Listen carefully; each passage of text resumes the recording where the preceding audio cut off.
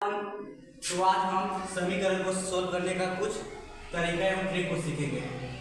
जैसे मैं बता रहे हैं, जैसे समीकरण कितने प्रकार होते हैं। सबसे पहले देखेंगे समीकरण दो कितने प्रकार होते हैं। तो पहला रैखिक समीकरण,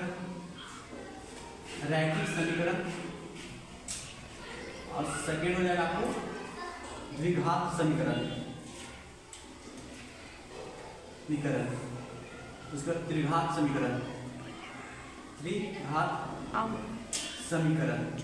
अब बोलिएगा कि रैखिक समीकरण किससे कहते हैं। देखिए रैखिक समीकरण पता है क्या होता है, जिसमें उसका घात क्या होना चाहिए, एक होना चाहिए। उसका घात एक रहेगा तो उसको हम बोलेंगे रैखिक समीकरण। रैखिक समीकरण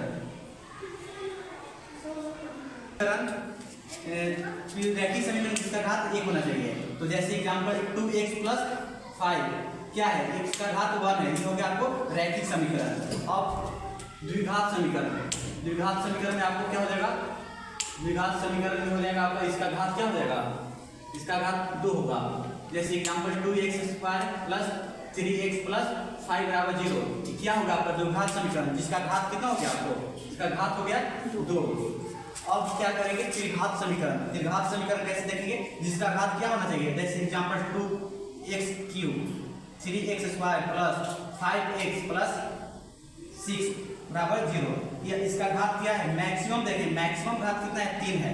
मैक्सिमम देखेंगे, मैक्सिमम घात कितना है, 3, मैक्सिमम घात 3 है, इसका त्रिघातीय हो गया। तो उसी प्रकार आज सोल्व करने का कुछ तरीका देखेंगे। जैसे क्या है, वन घातीय है, रैखिक समीकरण है, जिसको कैसे सोल्व करेंगे। तो चलिए स्टार्ट करते हैं इसको क्वेश्चन से।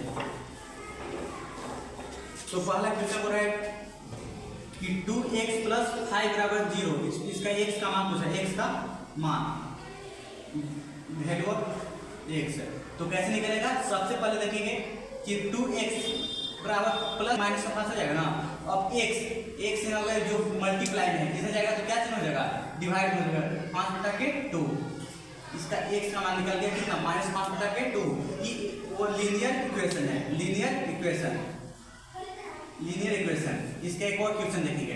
तो मान लीजिए आपको दिया हुआ 8x + 9 = 0, इसको कैसे सॉल्व करेंगे। तो ये आप सॉल्व करके हमको मतलब कमेंट में इसको आंसर भेजिएगा, इस क्वेश्चन आपको रहेगा। और इसका एक देखिए, इसको सॉल्व कर देते हैं।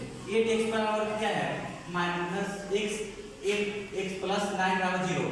तो 8x है ना, इसको प्लस में हो जाएगा तो माइनस हो जाएगा, और 8x बराबर -9, तो x बराबर हो जाएगा -9/8। ये आपका लिख दिया x का वैल्यू।